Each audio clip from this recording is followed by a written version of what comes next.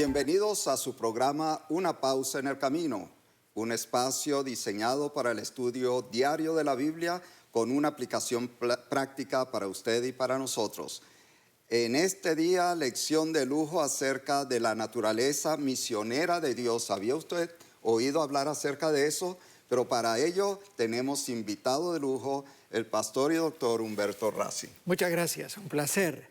Tal vez, si le parece bien, vamos a hacer una oración para comenzar. Padre amante, estamos en diálogo contigo en este estudio y también con nuestros televidentes. Sé tú la influencia iluminadora en nuestra mente y en la mente de nuestros amigos televidentes. Que tu Espíritu sea ese maestro. Lo pedimos por Jesús. Amén. Amén. Doctor Pony, como ya vimos en las lecciones anteriores, el concepto de misión entra en el contexto de un conflicto en el cielo que viene a la tierra. En el momento en que Adán y Eva están disfrutando de ese hermoso jardín que Dios les había preparado.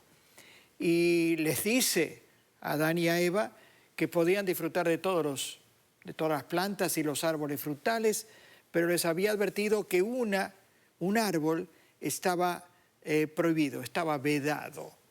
Y Satanás, hablando a través de la serpiente, con astucia, tienta a Eva, la lleva a desconfiar de la orden de Dios, y dice el relato bíblico en Génesis 3:6, la mujer vio que el fruto del árbol era bueno para comer y que tenía buen aspecto y era deseable para adquirir sabiduría, así que tomó de su fruto y comió, luego le dio a su esposo y también él comió.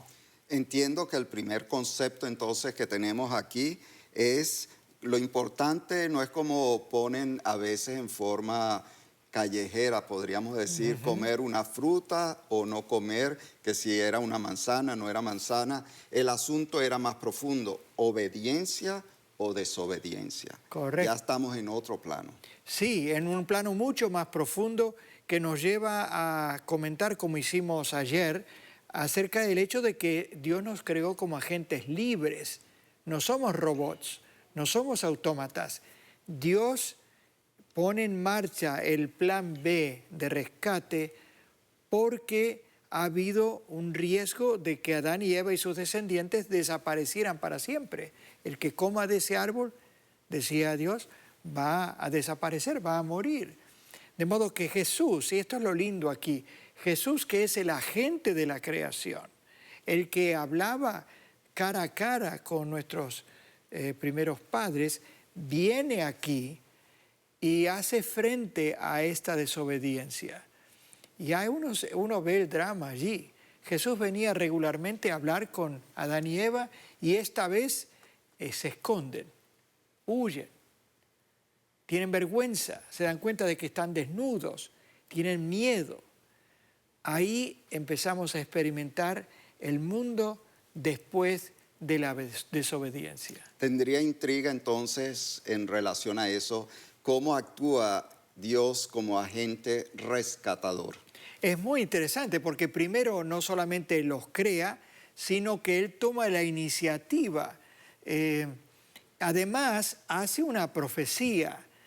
Tenemos que tal vez explicitar un poquito este pasaje de Génesis 3:15, que es clave.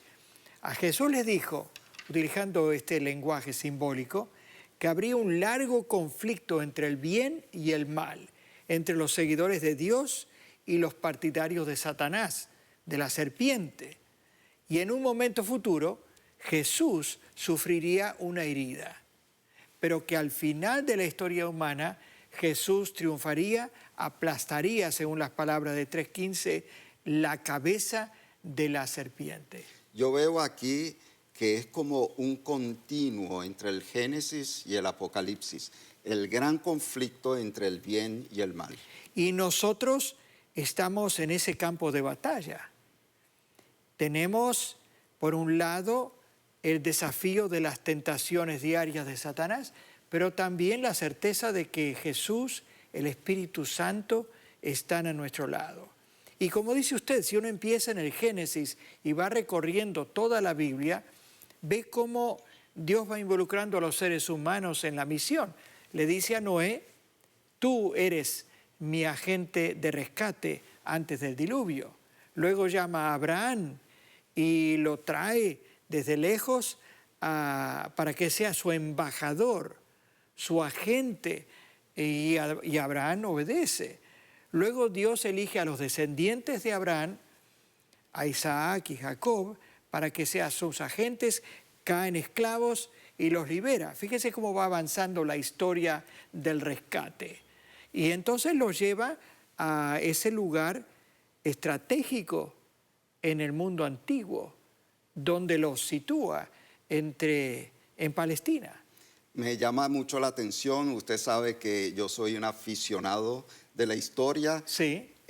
La posición geográfica donde le tocó al pueblo de Israel desarrollarse, justo el paso de caravanas hacia África, hacia el Asia, hacia Turquía y Europa, qué posición tan estratégica. Es cierto, en una encrucijada del mundo antiguo en que se transportaba por tierra. Y ahí está ese pueblo y que le da una responsabilidad especial Dios. Fíjense estas palabras de Isaías 49:6. Yo te pongo ahora como luz para las naciones, a fin de que lleves mi salvación hasta los confines de la tierra. Y esta luz de la salvación no debe quedar solo con los israelitas, sino que en Isaías más adelante dice, y a los extranjeros que se han unido al Señor para servirle, para amar el nombre del Señor y adorarlo, y se mantienen firmes a mi pacto, los llevaré a mi monte santo. De modo que es una operación de rescate, una misión de rescate global que utiliza este pueblo de Israel en el Antiguo Testamento. Otra cosa que me llama la atención y a medida que lo oigo haciendo conexiones, cuando Dios habla con Abraham, serán con él benditas todas las naciones. Ahora vemos a un pueblo de Israel ubicado en el sitio donde podía bendecir a todas las naciones. Es algo interesante. ¿Qué tiene usted en mente en relación a eso? Tal vez la historia, como ha pasado varias veces, empieza bien y sin embargo se complica y termina mal. Si uno lee todas las intervenciones de Dios en el Antiguo Testamento con respecto a Israel, vemos cómo hay factores que ponen un obstáculo en esta misión y en última instancia la lleva a fracasar. Fíjense que más de una vez los israelitas adoptaron las costumbres de los pueblos vecinos y hay una especie de sincretismo religioso, aún de parte de los líderes, de modo que rechazan las advertencias de los profetas.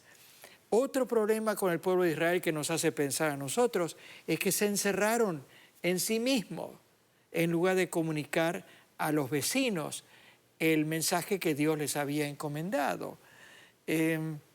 Otro detalle, convirtieron el culto de adoración a Dios en un ritual, en una serie de matar bueyes y ovejas y corderos sin contenido espiritual, sin un compromiso de corazón. En fin, la lista es medio triste. También se volvieron medio orgullosos y soberbios. Nosotros somos los únicos aquí, ustedes, pobrecitos, hagan lo que puedan. Yo entiendo con eso que usted dice que la misión de rescate para Dios no era una misión imposible, pero era una misión con riesgo. Así es. Y tuvo que venir alguien a terminar de resolver eso que Israel no completaba. Las palabras de Jesús que encontramos en los evangelios es una repetición de esta verdad. Dios les da oportunidad.